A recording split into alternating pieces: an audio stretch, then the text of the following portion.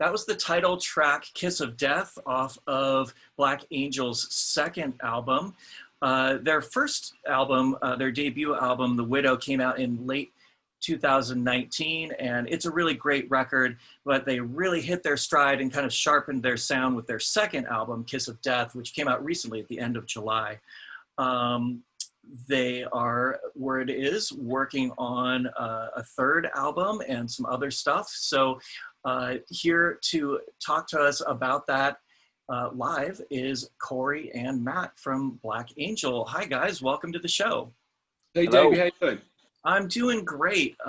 So we've, we have guest DJs each week on my show, and a few people have played Black Angel, and it's always gotten a really great reception from the people in the chat room. So I thought, I'm gonna be friends with these guys on Facebook and ask them to be on the show, and I'm so happy that you're here. Congratulations. Awesome. Congratulations on a couple of really great albums so far. Corey, you're the singer on the second album, Kiss of Death. How did the two of you meet and decide to start working together? Matt, I think you have a better perspective on that than I do.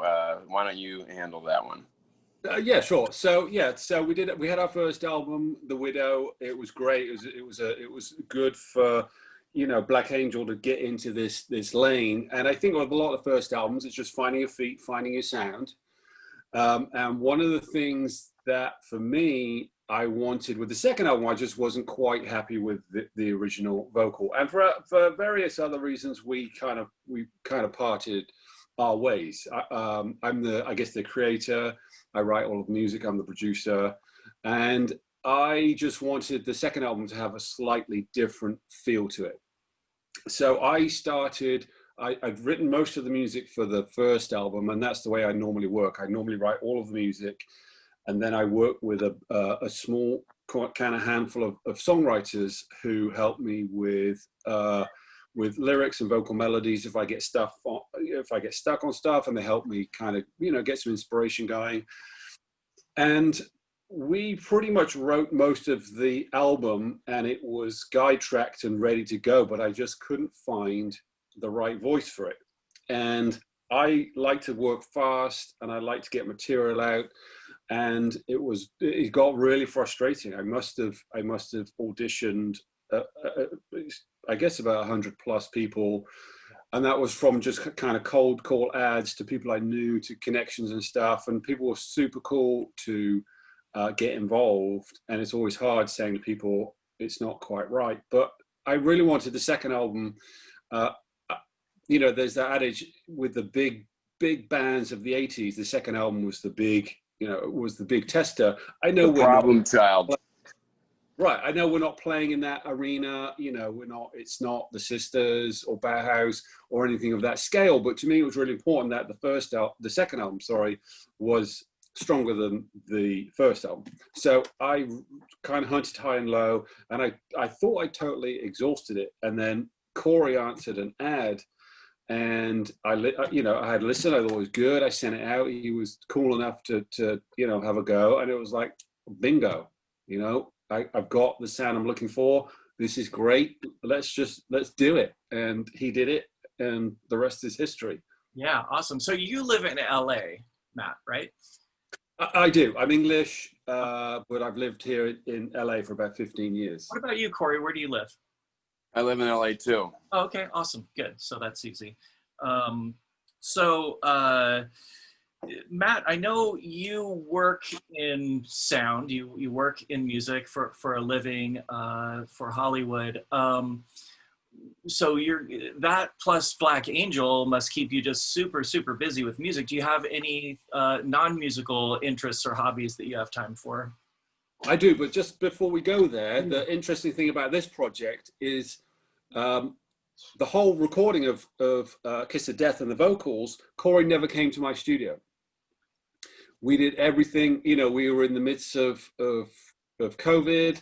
I would send out tracks to Corey with guides on there. He would send everything back, and it was such a great fit. By the end of recording the whole album, we had a couple of tracks with a couple of pickups. It wasn't like doing stuff over and over again. He just totally nailed it first time, every time. And it was a complete pleasure, and really just totally smooth all the way through. Yeah, I love the vocals. Corey, do you have experience as a singer from other bands? And who, if so, who else have you performed with?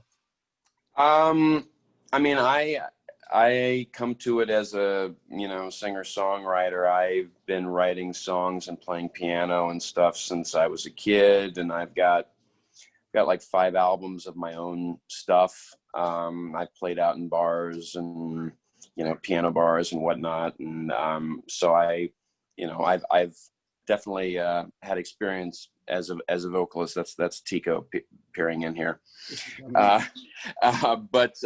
Yeah, so that's kind of my experience with it. And I also, my stuff is very different from Black Angel, but one of the first kind of connections I made in Los Angeles was a guy who was doing what he calls goth and roll sort of music, an outfit called the Rhythm Coffin, and I loved the stuff, and so I was on, singing on those tracks, and I actually produced those tracks and stuff. So I have, my taste varies quite a bit. So it wasn't a foreign concept for me per se to be interested in that kind of thing. It's more of a leap from the other side to sort of imagine somebody that is, like in the Billy Joel territory, to think that they can adapt to the other sort of things. So, but yeah, that's my history. I mean, I moved here to, in tandem to either pursue a music career or an acting career. And so, yeah, I've been at it a while. Where did you grow up? I grew up in a very small town in Ohio, and I moved to Los Angeles after graduating from college, and just have been after those two elements ever since. Right. So piano was your first instrument. Yeah. I took piano lessons for many years, and it was just one of those things that, my parents sort of made me do everything, and that was one of them. You have to do basketball, you have to do art, and you have to do piano. And so that was one of the things that stuck.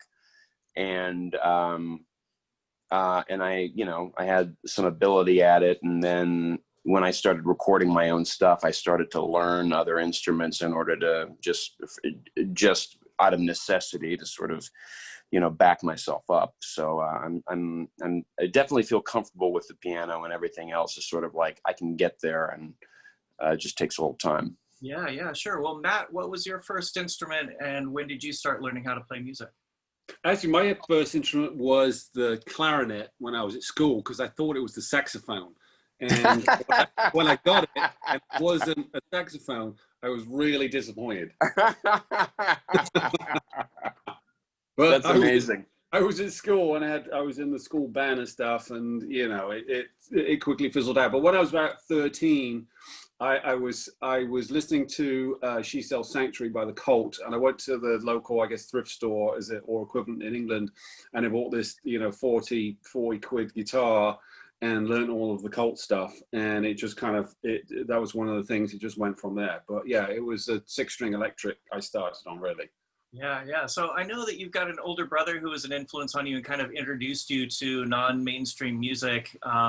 So you may have already answered my question about that, which is if we could go back in time and ask that, I think you said 14-year-old who your favorite band was as your brother is introducing you to music, and you're kind of discovering this whole like world of, dark music. Who would you have said that your favorite band was back then? Well, back then, and I still think they're awesome, was Duran Duran. Rio came out, and the videos were great. The music was so good. I was a total new romantic. But yeah, my brother, he, back then we, as kids, we had a small amount of pocket money. I had a 50p pocket money per week. And my brother convinced me to buy the Clash's, God, what was the song? oh, this is Radio Clash. And they were the 45-inch vinyl singles then were 45p, and he convinced me to buy it, and I was totally blown away. And then he lent me his cassette of the Clash's Give 'Em Enough Rope.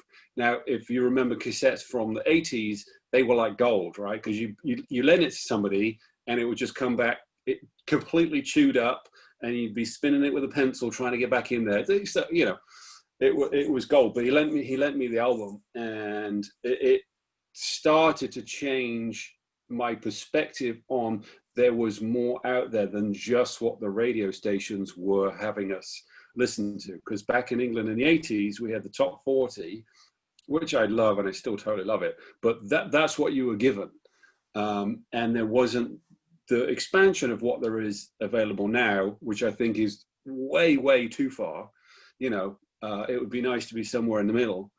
But yeah, and he's a total Cure fan, and he introduced me to all of that side. And I started going to goth clubs and dressing like it and doing all that stuff, and ever so thankful for it, because it opened it up to this musical project, which I've done a bunch of production and producing and writing over the last decade and a half with different projects, but this is the one I just feel really at home with, and it feels natural, and I can't wait to just get on with the next album. Well, it sounds natural. I mean, it sounds like a band that's been around for 25 years, and I don't mean that in like a derivative way. You just sound solid and great and experienced.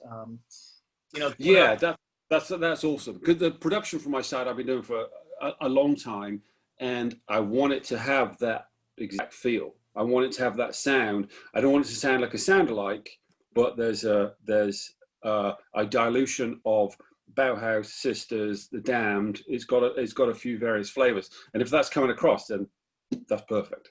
It's coming across, but also it's nice to sit down with a really solid record from experienced musicians who know what they're doing, and just feel like you're kind of being taken care of as a listener. You know what I mean? Like, yeah, awesome. You know that the music's going to be good and you're going to enjoy it. And you can also put it on in a club, in a dance club when we finally get back to that, because it's super well produced and it seems like it's going to be really fun to dance to. That's awesome. Yeah, totally. So anyway, back to that question about non-musical interests. What holds your interests outside of music, Matt? I also work in the film industry. I work for a major studio. That's, I guess, my day job. And I do a lot of independent features in this room here. And I also have 3 kids, so they keep me busy. It's dirt bikes at the moment. I spent the afternoon on my 3rd Chinese carburetor trying to get it work on this Chinese pit bike, which was a result. And my son, I'm actually okay now. You know, I'm not a sad dad. I actually got this thing to work, which is good. So, you know, there's a lot going on. But yeah, it's mostly music. If I'm not doing it for work, I'm doing it for total pleasure. Especially with this project, you know, I don't feel as though it's a grind. I don't feel as though I have to do it. The one thing with Black Angel was I was only going to do it if I wanted to do it, and I didn't care what anybody thought of it. That was my kind of rule at the beginning. As long as I enjoyed it, I'd keep doing it. And it's been a complete surprise to how people have reacted to it, which has been awesome, you know. Yeah. Well, I mean, I wouldn't expect anything less. It's just a great record. Thank you. Both of your records are great. Corey, besides Star Wars and cats, what are some things that kind of hold you? I mean, like I said, I'm an actor. I'm in LA, and yeah, so I spend most of my time just trying to get acting work, and that's how I make my living, and that's definitely what I enjoy doing. Yeah, I mean, I enjoy making things. So it's like, if I'm not working on an acting gig, and if I'm not writing a song or recording a song, you know, I'm writing something, or I'm working on some art or whatever. But it, you know, it tends to fill most of my time. But definitely, you know, if I'm not doing music, I'm mostly acting. Yeah. So we're about out of time, but before we go, I would love to hear about any future plans that you have. I know that you're working on material for a third record, which is super exciting, and potentially a video. Tell us about that. Yes, Corey. By the way, I've got the same R2D2 in my back room. I don't even know what you can see. Is it the cookie jar? Looks like isn't it R2D2 right there behind you up on the shelf? Possibly. It's hard for me to see what's behind me. I have a. This is one of the. I have this. I have a cookie jar, the R2D2. Oh yeah. I got a similar way. It's not a cookie jar, but I got a similar similar thing. Excellent. So in December we're going to shoot a video for Animal, which I think is going to turn out great. I think Animal is one of the singles on the album. We're going to shoot that in December. I think it's going to turn out great. It's going to be in the nicest sense of the word. It's going to be super sexy goth. You know, it's going to be really dark and mysterious. I think it's going to be. I'm really hoping it turns out well. And then for the last month and for the next couple of months, the third album, Prince of Darkness, is I'm writing now, and I'm hoping I'm going to get stuff to Corey soon, so we can do that. In fact, one of the tracks on the album, I told you I was a Duran Duran fan. One of my favorite songs they've ever done is called The Chauffeur.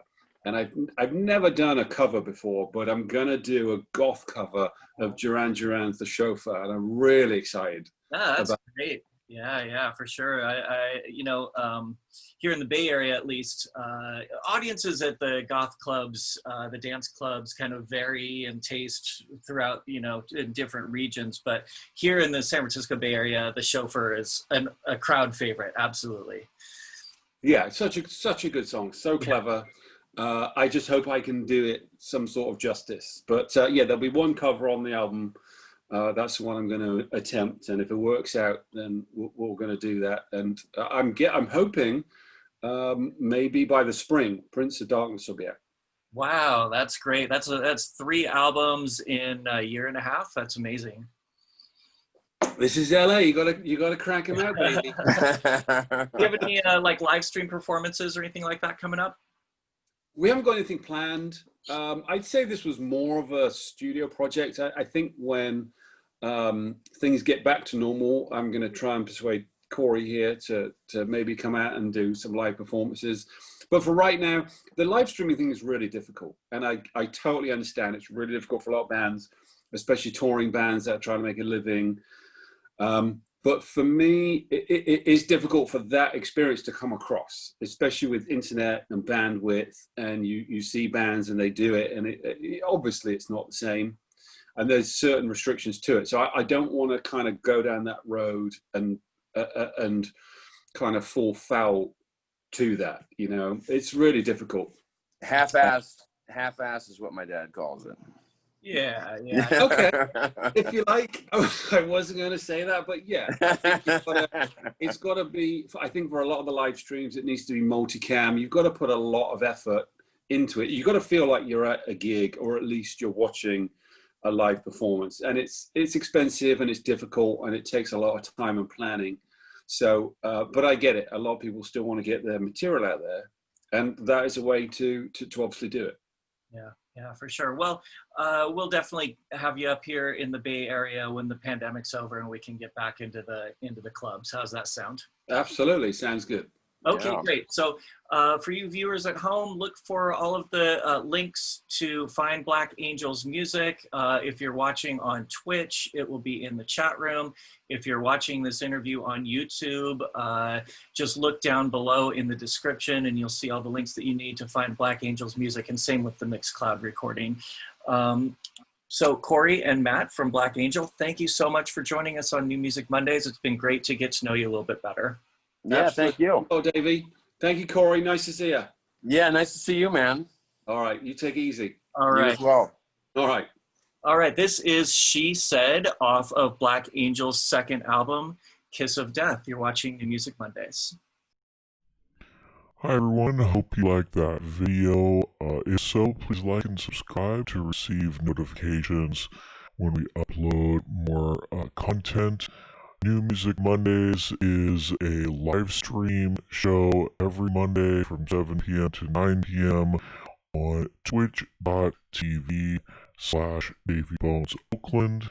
It features myself and a weekly guest DJ spinning new releases in the world of dark music, post-punk, goth, dark wave, as well as interviews with the people that make the music happen. So it's a lot of fun. Make sure to join us live. Again, it's every Monday, 7 p.m. to 9 p.m. Or actually about 9:30 Pacific time.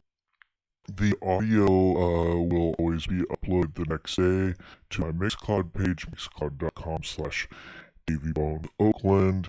And thanks for watching the video on YouTube. The interviews will all be uploaded to the YouTube channel, as well as an occasional kind of behind the scenes video as well. Alright, thanks again.